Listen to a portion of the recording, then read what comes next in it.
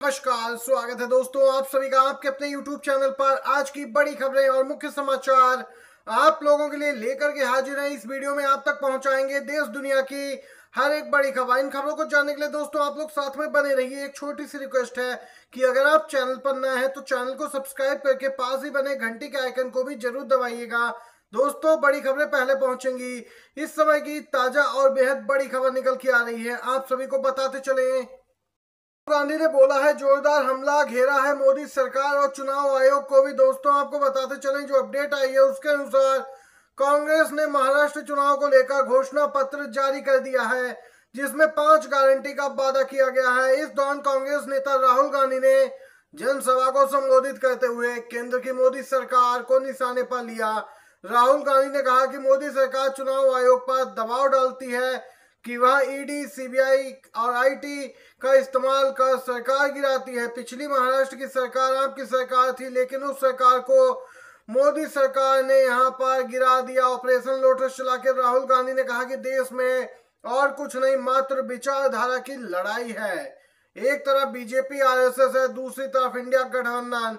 एक तरफ बाबा साहेब अम्बेडकर जी का संविधान है जिसमें एकता, समता, मोहब्बत और सम्मान है। दूसरी तरफ बीजेपी के लोग जो बाबा साहेब के संविधान को ही समाप्त करना चाहते हैं। लेकिन बात वो है कि ये सामने से नहीं कहते, क्योंकि खुलकर बोलेंगे तो पूरा देश इनके खिलाफ खड़ा हो जाएगा। राहुल गांधी ने आरएसएस बीजेपी पर जोरदार हमला बोला। तो महाराष्ट्र चुनाव को लेकर जैसा कि इंडिया गठबंधन की ओर से घोषणा पत्र जारी हो गया है, चुनावी घोषणा पत्र जारी होते ही दोस्तों जो ताजा अपडेट आई है उसके अनुसार महिलाओं को हर महीने 3,000 रुपए, आरक्षण की 50% सीमा खत्म। महाराष्ट्र में 5 गारंटियां दी गई हैं। जी हाँ दोस्तों, महाराष्ट्र चुनाव के लिए 5 गारंटी सामने आई हैं। महिलाओं से लेकर हर वर्ग का खासा ध्यान रखा गया है। महायुति ने अपनी 10 गारंटियों का ऐलान किया था, वहीं अब महाविकास अघाड़ी ने भी बड़ी घोषणाएं की। उम्मीद के मुताबिक आरक्षण के मुद्दे को भी महाविकास अघाड़ी ने शामिल किया। दोस्तों जो प्रमुख बातें हैं वह जानते हैं। पहली, महिलाओं को 3,000 रुपए प्रति माह की सहायता, महिलाओं को बस में मुफ्त परिवहन सुविधा, किसानों के 3 लाख तक के कर्ज माफ, बेरोजगार युवाओं को 4,000 रुपया महीना भत्ता देगी सरकार बनी तो, परिवारों को 25 लाख रुपए का किफायती स्वास्थ्य बीमा, सामाजिक आर्थिक जाति जनगणना की जाएगी, आरक्षण पर 50% की सीमा हटेगी। दोस्तों ये यहाँ पे इंडिया गठबंधन की गारंटियां हैं। तरफ जहां राहुल गांधी आरएसएस बीजेपी पर हमलावर दिख रहे हैं, तो दूसरी तरफ राहुल गांधी की नागरिकता पर ही विवाद छेड़ दिया गया।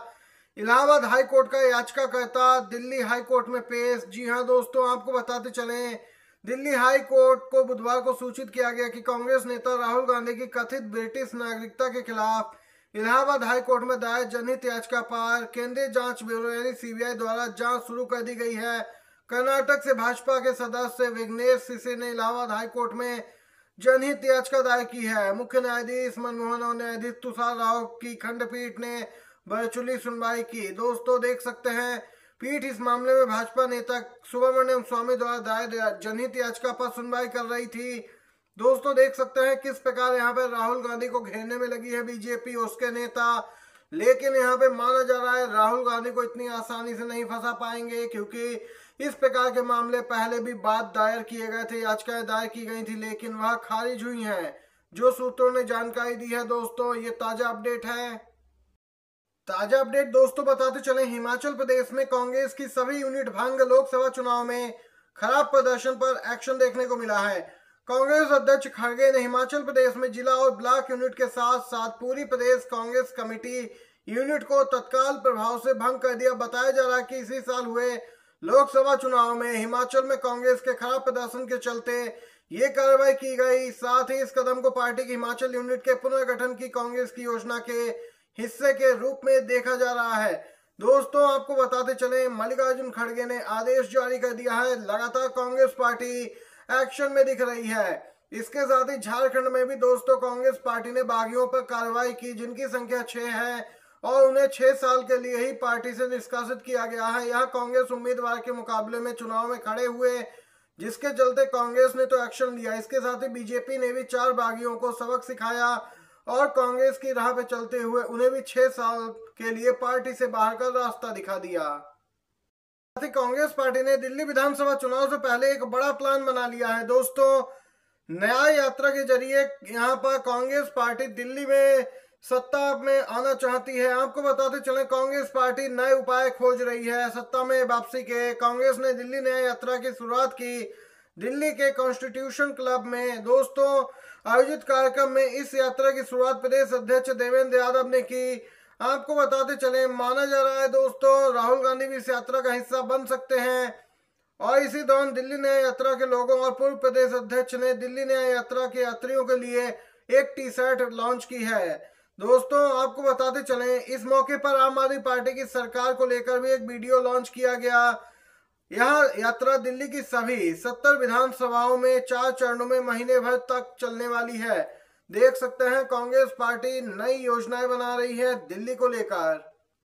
दोस्तों सीजीआई डीवाई चंद्रचूड़ 10 नवंबर को हो रहा है रिटायर, लेकिन इससे पहले दिया बड़ा झटका यूपी सरकार को। जी हां, बुलडोजर एक्शन पे सुप्रीम कोर्ट नाराज, बोला किसी के घर में घुसना अराजकता है, पीड़ित को 25 लाख का मुआवजा तत्काल दे राज्य सरकार। जिसके घर पे बुलडोजर चलाया यूपी सरकार ने दोस्तों, उस मामले में यहाँ पे सुनवाई हुई। योगी सरकार को सुप्रीम कोर्ट का आदेश, सड़क चौड़ीकरण के लिए मकानों के अवैध विध्वंस के लिए सुप्रीम कोर्ट ने आलोचना की। सुप्रीम कोर्ट ने कार्रवाई को अत्याचारी करार दिया। याचिकाकर्ताओं को 25 लाख का अंतरिम मुआवजा देने का निर्देश दिया। इसके साथ ही जिम्मेदार अधिकारियों के खिलाफ अनुशासनात्मक जांच के निर्देश भी सुप्रीम कोर्ट ने दिए। सुप्रीम कोर्ट ने योगी सरकार को कड़ी फटकार लगाई है दोस्तों। सीजीआई 10 नवंबर को रिटायर होने वाले हैं, ये ताजा अपडेट निकल के आई है। उत्तराखंड में मल्लिकार्जुन खड़गे गरजे हैं, बरसे हैं दोस्तों मोदी सरकार पर, और यहाँ पर लगा दिया बड़ा आरोप। बीजेपी का मकसद आदिवासी सीएम को हटाना है, झारखंड में सत्ता बनाना है, जल जंगल जमीन लूटकर अमीरों को बांटते रहेंगे। खड़गे ने आगाह किया है झारखंड की आम जनता को। जी हाँ दोस्तों, मल्लिकार्जुन खड़गे यहाँ पे चुनाव प्रचार कर रहे हैं झारखंड में। साझा रूप से दोस्तों 7 गारंटियां दी गई हैं झारखंड में महागठबंधन की ओर से। और वहीं दूसरी तरफ पीएम मोदी, केंद्रीय गृह मंत्री अमित शाह और अलग अलग बीजेपी शासित राज्यों के सीएम घूम रहे झारखंड में। इस पे भी तंज कसा है खड़गे ने। उन्होंने कहा कि बीजेपी का मकसद स्पष्ट है कि आदिवासी मुख्यमंत्री यानी सीएम सोरेन को हटाना और झारखंड में सत्ता बनाना। उन्होंने कहा कि पीएम मोदी और अमित शाह से मैं कहना चाहूंगा कि आप इंडिया गठबंधन की सरकार को झारखंड से नहीं हटा सकते हैं। आपको दोस्तों बताते चले मल्लिकार्जुन खड़गे ने यहाँ पर पीएम मोदी की कई टिप्पणियों, उनके ट्वीट को लेकर भी जोरदार तरीके से हमला बोला। उन्होंने कहा कि बीजेपी झूठ बोलकर ही सत्ता में आती है और गरीबों को सताती है, इसलिए इनसे दूर रहिए।